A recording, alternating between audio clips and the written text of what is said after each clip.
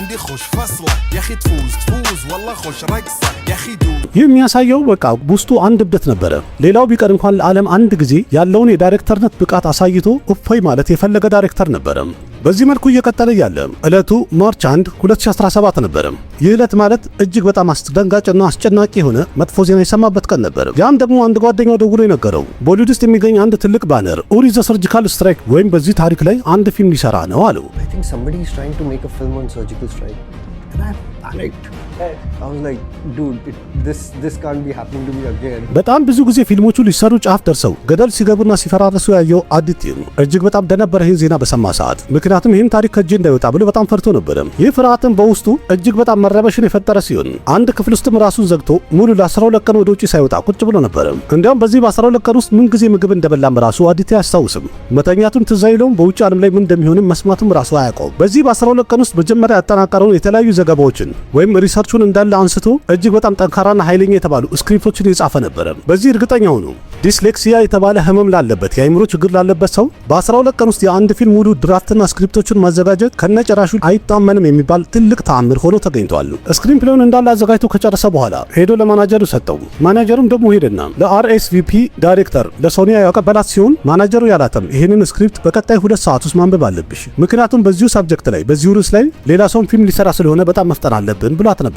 ሶኒያም ስክሪፕቱን አነበበችው። በጣም ስለወደደችው ስክሪፕቱን ፈጠን ብላ ለሮኒ ስክሩዋላ ደወለችለት። ሮኒ ስክሩዋላም በዛ ሰዓት ላይ ከከተማ ወጣ ለማለት ፕሌን እያዘ ነበረ። በሰዓቱ ሮኒ ስክሩዋላ አንድ ስክሪፕት ለማንበብ ሌላ ቢቀር እንኳን 15 ቀን ጊዜ ሰጠኝ ይል ነበረ። ግን ሶኒያ ስላስጠነቀቀችውና ግትር ስላለችበት ሮኒ ስክሩዋላ በዛው ፕሌን እየሄደ እያለ የስክሪፕቱን የመጀመሪያ ገጽ አነበበው። ከዛም ሁለተኛ፣ ከዛም ሶስተኛ፣ ከዛም አራተኛ እያለ ቀጠለ። ፕሌኑም ከተነሳበት ከተማ የሚደርስበት መዳረሻው ከተማ ላይ እስከሚያርፍ ድረስ ሮኒ ስክሩዋላ ስክሪፕቱን ሙሉ ለሙሉ አንብቦት ነበረ። እናም ፈጠን ብሎ ለሶኒያ ደወለላትና የፈለገ ነገር ይሁን ግን የኛ ፕሮዳክሽን ካምፓኒ አርኤስቪፒ ይህንን ፊልም ይሰራዋል ፈጣን በይ አላት። ፊልሙንም ለመስራት ፈቃድ እንዲሰጣቸው ማረጋገጫ ለማግኘት ሲሉ ወደ ኢንዲያን አርሚ ስክሪፕቱ ተላከ። እዛ በሄደ ሰዓት ላይ የታወቀው 12 የሚደርሱ ፕሮዲውሰሮች በዚህ ርዕስ ላይ ፊልም መስራት ፈልገው እንደነበረ ታወቀ። ግን በጣም የሚያስገርመው ነገር 12ቱም ሙሉ ለሙሉ የተዘጋጀ ታሪክም ሆነ ስክሪፕት አልነበራቸውም። ቀደም ብለው ግን እንስራ ብለው ለአርሚዎች ፈቃድ እየጠየቋቸው ነበር። አዲቲደርም ያለፈው 6 ወራት ላቡን አፍሶ እንቅልፉን አጥቶ የሰራው ስክሪፕት የኛን ክብር ከፍ የሚያደርግ እንጂ እኛን የሚጎዳ ነገር ስለሌለው አሳልፈንዋል፣ ይሰራ ፊልሙ ፈቅደናል አሉ።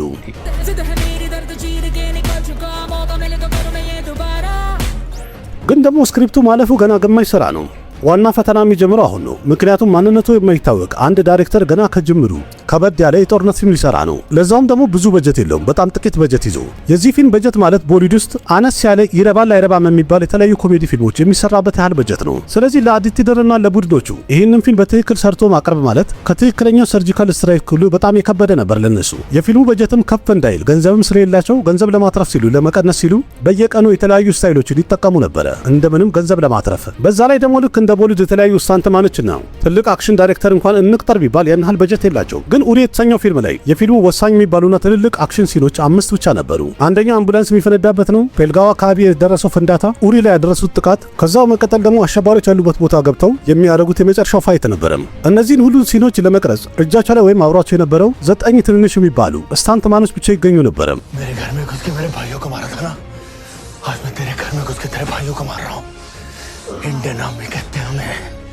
በጣም የሚገርመው ነገር ፊልሙ በሚቀረጽ ሰዓት ላይ እነዚህን 9 ሰዎች ናቸው ደጋግመው የተጠቀሙባቸው። አንዳንዴ ጭንቅላታቸው ላይ ሻሽ ሲያስሩላቸው፣ አንዳንዴ ደግሞ መልካቸውን ጥቁር ነገር እየቀቡ ሲቀይሯቸው፣ አንዳንዴ ደግሞ የተለያዩ ጺም እያደረጉላቸው ካሜራ ፊት ለፊት ያቆሟቸው ነበር። ተመልካቹም እስከ መጨረሻው ድረስ ያላወቀው ኡሪ ዘ ሰርጂካል ስትራይክ የተሰኘው ፊልም የፓኪስታን አሸባሪ የሆኑትም የህንድ ወታደር የሆኑትም ከፊት ቦታውን ይዘው የተጫወቱት እነዚህ 9 ሰዎች እንደሆኑ ከነጨራሹ አላወቁትም፣ አልባነኑባቸውም።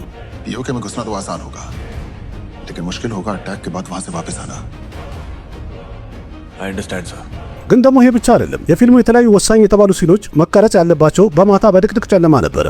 ፕሮዳክሽን ሃውሱ ደግሞ ለዚህ ፊልም ከፍ ያለ በጀት አልመደበም ነበርም፣ ወይም ለየት ያለ ትልልቅ ላይቶችን ከነጨራሹ ገዝቶ ማቅረብ አይችልም። ግን እነሱ አሁንም በድጋሚ ጭንቅላታቸውን ተጠቀሙና የሰሩት ስራ በፊልሙ ታሪክ ላይ ሌላ ተአምር ሊሰራ ቻለ። አዲቲቭ ለቡድኖቹ ነገራቸውና 12 የመንገድ መብራቶች እንዲዘጋጅ አደረገ።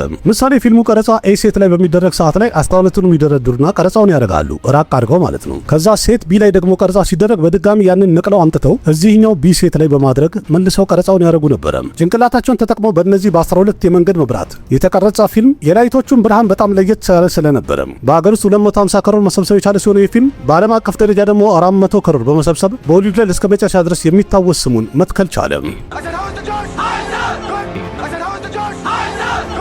ይህ በፊልሙ ላይ የተጠቀመው ዳያሎግ ብቻ ሆኖ አልቀረም። ከዚህ ፊልም በኋላ በመላው ህንድ ውስጥ ልክ እንደ ብሔራዊ መዝሙር ሲደጋገም የነበረ ቃል ነው። ይህ ፊልም ስኬታማ ከሆነ በኋላ ኢንዱስትሪ ውስጥ ሁልጊዜ እንደምናየው ከትልቅ ፕሮዳክሽን ሃውስ ጋር መስራት ነበረበት። እንዲሁም ትልቅ ዳይሬክተር እንደሆነ ሊመሰከርለት ይገባ ነበረ።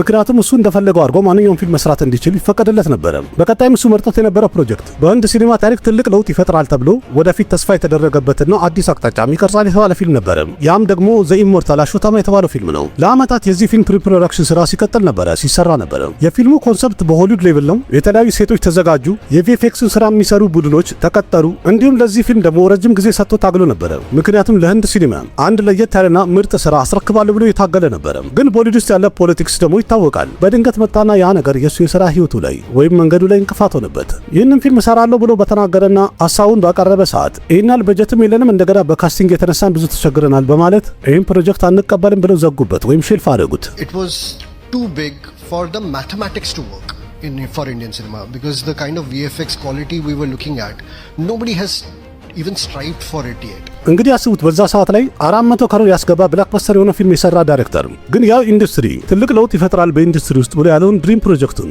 ከነጨራሹ አይሰራም ብለው ህልሙን ቀሙትና እንዲሰማው ሊያደርጉት የነበረው አንድ ጊዜ በስህተት ስኬታማ የሆነና የተሳካለት ዳይሬክተር እንጂ ብቃት ያለው ዳይሬክተር አይደለም የሚለው ስሜት እንዲሰማው ወደ ኋላ የገፉት ዳይሬክተር ነበረ። ይህም ማለት ኢሞርታል አሾታማ የተባለ ይህን ያህል በትልቅ ስኬል የሚሰራ ትልቅ ፊልምን ዳይሬክት የማድረግ ብቃት የለህም እያሉት ነበረ። ኢንዱስትሪ ውስጥ ያሉ በጣም ብዙ ውስጥ አዋቂዎች ብለውት እንደነበረ ወይም እንደተናገሩት ከሆነ ይህ አስደንጋጭ ክስተት አዲቲደርን ሳይኮሎጂካል በጣም ስለሚጎዳው ከዚህ በኋላ ምንም አይነት ፊልም ላይ አናየውም ብለው ነበረ። ግን እነሱ የረሱት ነገር ይህ ሰው ማለት የ12 ቀን እብደቱ ኡሪ ዘ ሰርጂካል ስትራይክ የመሰሉ ፊልምን በአጭር ጊዜ ጽፎ እንዲጨርስ ያደረገ ብቃት ያለው ሰው እንደሆነ ረስተው ነበረ። ኢሞርታል አሾታማ የተሰኘው ፊልም ሼልፍ ስለተደረገ እሱ ከነጨራሹ ከውስጡ አልተሰበረም ነበር። እንዲያውም በውስጡ የበቀል እሳት በጣም እየተቀጣጠለ ስለነበረ በሰዓቱ ምሎ ነበር ማለት ይቻላል። ምን አይነት ማስተርፒስ የሆነና አስገራሚ ታሪክ ሰርቻ ያሳያችኋለሁ። ቦሊውድ ላይ ሁሉም የሚያከብረውን ይህም ማይረባውን ስፓይ ዩኒቨርስን ስሙን እንዳለ የሚያዋርድና ማንነታቸውን የሚያጋልጥ አንድ ስፓይ ዩኒቨርሲቲ የራሴ ክሬት አደርጋለሁ ብሎ ያሰበ ይመስላል። ይህ የበቀል እሳትና ምርጥ ዳይሬክተርነት ብቃት አንድ ላይ ተቀላቀለና በመጨረሻ ተጨምቆ ወጣው ሙሉ የህንድ ሲኒማን በአንድ ጊዜ ያንቀጠቀጠው ፊልም ሊሆን ቻለ። ያም ደግሞ ዱረንደር ነው። عندي خوش فصلة يا اخي تفوز والله خوش رقصة يا اخي دوس عندي خوش فصلة የዱረንደር ፊልም ስክሪፕቱንና ምን እንደሚመስል ስክሪን ፕሌዩ ወይም ቪዥኑ በተነገራቸው ሰዓት የፊልሙ ተዋናዮች እንዳለ በጣም ደንግጠው ነበር። ምክንያቱም ሁሉም አምነው የነበረው ቦሊውድ ስፓይ ትሬለር ፊልም በሰበብ እንደዚህ የማይረባና መሬት ላይ ያለ ታሪክን ማንም የሚያይልህም የለም የሚሰራም አይገኝም ብለው ነበር። ምክንያቱም አንድ ሰላይ ካሜራ ፊት ለፊት መነጽር አድርጎ ካልጨፈረ ምንም ሳይቆስልም ደግሞ በሚሊዮን የሚቆጠሩ ሰዎችን ደብድቦ ካልሄደ ማንስ ያያል እያሉ ነበር። ግን አዲቲደር የነበረው ፍላጎቱ ወይም ዓላማ የነበረው ዚሮ ዳርክ ሰርቲና አሜሪካን ጋንግስተር የመሳሰሉ ፊልሞች እንዳላቸው ይዘት እውነትን ያዘና ዳርክ ይዘት ያለው ለየት ያለ ፊልም ለየት ባለ ፕሬዘንቴሽን ወይም ያቀራረብ መንገድ ለተመልካቹ ማሳየት ፈልጎ ነበር። ለዛውም ደግሞ ይህ ፊልም 3 ሰዓትና 3 ተኩል ያህል ርዝመትም ኖሮት ተመልካቹ ግን ከወንበሩ ለመነሳትም እንኳን እድል አልሰጠውም ብሎ ስኖ ነበር። रहमान डकैत की दी हुई मौत बड़ी कसाईनुमा होती है। ዱረንደር ፊልም ላይ እያንዳንዱ ሐሳቡን በቻፕተር የገለጸበትን መንገድ ብንል የፊልሙን ገጸ ባህሪዎችን ያስተዋወቀበትና ነሬት ያደረገበት መንገድ ብንል በዛ ላይ ደግሞ የፊልሙን ታሪክ በህንድ ግዛቱ ሳይሆን በጠላት ግዛት ውስጥ መሰረት ማድረጉ ይሄ በራሱ ለህንድ ሲኒማ በጣም ለየት ያለ ነገር ነበር። ግን የዚህ ፊልም በጣም ትልቁ ማስተር ስትሮክ የሚባለውና ተመልካቹን እጅግ በጣም ያስደነገጠው 2611 በተባለው አሰቃቂ የሙምባይ የሽብር ጥቃት ላይ ሁሉም ህንዳዊ ሰምቶት የነበረውን ትክክለኛውና ቦታው ላይ ተቀድቶ የነበረውን ድምጽ የተጠቀመበት መንገድ በጣም አስደናቂ አድርጎታል። ያን ደግሞ ፓኪስታን ውስጥ የተቀመጡ ሽብር ቡድኖችን የሚመሩት የነበሩ ሰዎች ባለስልጣናቱ አሸባሪዎቹ ያዘዟቸው ነበር። ሲኒማ ቤት ውስጥ የተቀመጠው ህንዳዊ እንዳለ ወደ ስክሪኑ ሲያይ ስክሪኑ ልክ እንደ ደም ቀይ ይሆናል። ግን በዚህ መሃል ከጀርባ አንድ ድምጽ ይሰማል። ያም የፓኪስታን አዛዥ ይላቸዋል፣ እንደዚህ አስቀምጡትና አናቱን እንደዚህ አድርጋችሁ በርቅሱት በጥይት። መልሶ ደግሞ አሸባሪው ይሄኛውንስ እንዴት አድርገን እንግደለው ብሎ ይጠይቃቸዋል። እንደዚህ ማርገ ግደለው፣ እንደዛ ማርገ ግደለው፣ ግን ካፊሮቹን እንዳለ ጨርሳቸው። እነዚህ ሁሉ እንግዲህ በትክክለኛ ተሰምቶ የነበረው በጥላቻ የተሞሉ የጠላት ድምጾችን ህንዳውያን በሚሰሙ ሰዓት የተመልካቹን ደም በጣም ያፈሉና ያናደዱ ክስተቶች ነበሩ። በሲኒማ ቤት ላይም ስክሪኑ ሙሉ ለሙሉ ልክ እንደ ደም ቀይ በሆነ ሰዓት ተመልካቹም አይኑ አብሮ በንዴት ቀልቶ ነበረ። अभी तुमको एल्टीमेटम दे दे, ये तो हमारा अभी तो ट्रेलर है, አዲቲደር በፊልሙ ላይ የተጠቀመው ብዙ ፊክሽን አልነበረም። ያንን ሁሉም የሚያውቀውን ትክክለኛውን ክስተት ከፊልሙ ታሪክ ጋር በትክክለኛ ቦታና በትክክለኛው ሰዓት ላይ አስገብቶ በሚገርም የሲኒማ ጥበብ አሳምሮታል የተባለ ስራ ነው። ይህን በማድረጉ የተነሳም ቦሊውድ ውስጥ እስከዛሬ ድረስ ስናይ የነበረው ስፓይ ትሬለር ይዘት ያላቸው ፊልሞች እንዳለ ካርቱን ፊልሞች ሆነዋል እስከሚሉ ድረስ አድርሳቸው ተመልካቾቹን። የአዲቲደር ይሄ ሁሉ የትግል ጊዜው የሚያሳየን አውትሳይደር ሆኖ ከውጭ የመጣ ልጅ ሆኖ ግን የዱረንደርን ይህናል ትልቅ ስኬት ከታየ በኋላ በደንብ ግልጽ አድርጎ የሚያሳየን ማንኛውም ሰው ለዓላማው ከጸናና በደንብ ከታገለ ከለፋ ከፍተኛውን የስኬት ደረጃ ሊያገኝ እንደሚችል በደንብ የሚያሳይና የሚያስተምር ታሪክ አስቀምጠውልናል። የታሚልናዱ ድንበሮች ላይ ሄዶ 50 ዲግሪ ሴልሺየስ ሙቀት ያለበት አካባቢ ደርሶ የፊልሙ ዳያሎግ ራይተር ሆኖ ጽሁፉን ብቻ አልነበረም የላከላቸው። እንዴት አድርገው ዳያሎጋቸው መናገር እንዳለባቸው ቦታው ላይ ደርሶ አሲስት እያደረጋቸው ነበር። በላፕ ጠምቆም ፊልሙ ቀረጻ እስከሚያበቃ ድረስ ግራቀኝ አብራቸው ሲዞር ነበረ፣ ሲንገላታ ነበረ። ይህን ያደረገበት ዋና ምክንያት ደግሞ ውስጡ ያለው ቪዥንን በትክክል ሲኒማው ላይ ወይም ስክሪኑ ላይ መውረድ እንዲችል በካሜራ ካፕቸር መደረግ እንዲችል የራሱን ትግል እያደረገ ነበረ። በእርግጥ መጀመሪያ አካባቢ ላይ ሮቢንዳ የሚባለው ታዋቂ ፊልም ሜከር አዲቲደርን ጠርቶት አንድ ነገር ተናግሮት ነበረ። ዛሬ ዱረንደር እንደዚህ በጣም ስኬታማ ከሆነ በኋላ ሲታይ የሮቢንዳ ንግግር ስኬቱን እንዲያውም ቀደም ብሎ ተንብዮታል የሚባል ያህል አስብሎታል። አዲቲ በስራ ህይወት እዚህ ኢንዱስትሪ ውስጥ በጣም ብዙ ሰዎች ጀርባ ይሰጠዋል፣ ግን ያንተ ብቃትን ሳይ መናገር ይችላሉ። እነዚህ ጀርባ የሰጡ ሰዎች መጨረሻ ላይ በስኬት ጀርባህን ይመቱሃል። ብቻ ግን አንድ ነገር ተጠንቀቅ፣ አንተ መቼም ቢሆን በስኬት ወይም ስኬት አገኘው ብለን እንዳትቀየር ብሎት ነበረ። እሱ ምንም አልተቀየረም። ቦሊውድ ውስጥ ያለ እንግዲህ ይሄ ፌክ የሚባለውና አውትሳይደሮችን የሚገፉበትን ሲስተም እንዳለ አልተንበረከከላቸውም። እንዲያውም በልፋቱና ውስጡ በተቀጣጠለው የበቀል እሳት የተነሳ ዛሬ እሱ ፊት ለፊት ያ ሁሉ እሱን ሲገፋ የነበረ ሲስተም ፊት ለፊቱ እንዲንበረከክ አስገድዷል የተባለ ዳይሬክተር መሆን ችሏል። हिंदुस्तानी काफिर का सर काटकर मुशर्रफ के दस्तरखान पर रखा था मेजर इकबाल ने।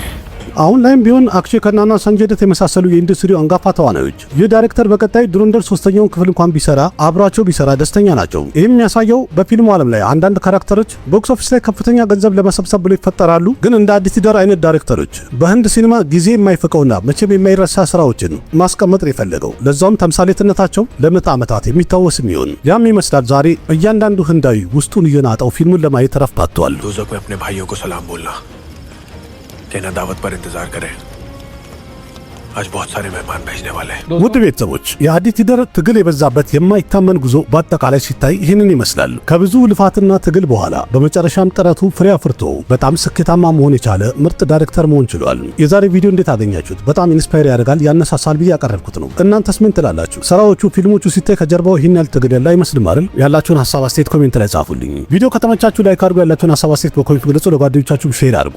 ለቤቱ አዲስ ሆናችሁ ሰብስክራይብ በማድረግ ቤተሰብ ሁኑ። ልክ እንደዚህ ከህንድ ሲኒማ ጋር የተያዙ በጣም ብዙ መረጃዎችን በዚህ ዩቲዩብ ቻናል አንዳንድ እያልን እንቀባበላለን። አቅራቢያችሁ ቃሲም መካ ነበርኩኝ። በሌላ ምርጥ ቪዲዮ በድጋሚ እስከምንገናኝ ደህና ሁኑ። ባባይ። ना जाने कैसा एहसास है, बुझती नहीं है क्या प्यास है, क्या नशा इस प्यार का मुझ पे सनम छाने लगा। कोई न जाने क्यों चैन होता है, क्या करूँ हाय कुछ कुछ होता है, क्या करूँ हाय कुछ कुछ होता है।